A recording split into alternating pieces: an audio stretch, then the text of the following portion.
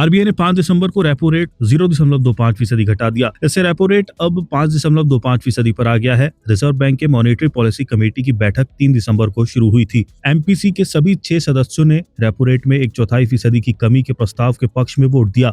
सवाल है कि क्या इसका असर आपके बैंक फिक्स्ड डिपॉजिट पर पड़ेगा।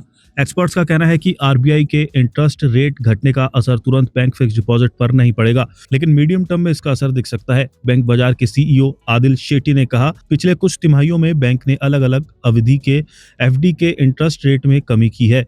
सबसे ज्यादा बदलाव 2 साल के एफडी के इंटरेस्ट रेट्स में हुआ है। कुछ खास अवधि के एफडी पर ही रिटर्न अट्रैक्टिव रह गया। इस साल फरवरी में आरबीआई ने पहली बार इंटरेस्ट रेट में कमी की थी। तब से बैंकों ने एफडी के इंटरेस्ट रेट में काफी कमी की है। फरवरी से अब तक इंटरेस्ट रेट्स में आधा से 1% की कमी आ चुकी है। स्टेबल मनी के को फाउंडर एवं सीईओ सौरभ जैन ने कहा, एसबीआई की अमृत वृष्टि स्कीम में रेगुलर डिपॉजिटर्स के लिए इंटरेस्ट रेट 7.1% से घटकर 6.6% पर आ गया है। एचडीएफसी बैंक का भी पीक इंटरेस्ट रेट 7.1% से घटकर 6.6% पर आ गया। कई मिड साइज और स्मॉल फाइनेंस बैंकों ने तो कुछ एफडी पर इंटरेस्ट रेट में 1.5 से 2.25% तक की कमी की है। जैन ने कहा, इससे ये संकेत मिलता है कि एफडी के इंटरेस्ट रेट्स पर न सिर्फ रेपो रेट में बदलाव का असर पड़ता है, बल्कि इस पर सिस्टम में लिक्विडिटी डिपॉजिट के लिए कंपटीशन और क्रेडिट डिमांड का भी असर पड़ा है। आरबीआई के 5 दिसंबर को इंटरेस्ट रेट घटाने से इकोनॉमी की ग्रोथ को बढ़ावा मिलेगा। इन्वेस्टर्स को इंटरेस्ट रेट में बदलाव के माहौल में अपनी इन्वेस्टमेंट स्ट्रेटेजी में बदलाव करना पड़ सकता है। इन्वेस्टर्स एफडी पर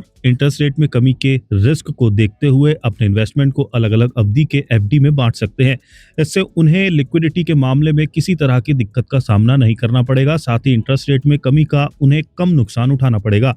सेट्टी ने कहा, रिटायर्ड लोग लंबी अवधि के लिए एफडी पर विचार कर सकते हैं। सीनियर सिटीजन्स को पहले से 0.50% ज्यादा इंटरेस्ट रेट मिलता है। एक्सपर्ट्स का कहना है कि इन्वेस्टर्स एफडी के विकल्प जैसे corporate FD, debt, mutual funds और सरकारी सिक्योरिटीज में निवेश करने के बारे में भी सोच सकते हैं।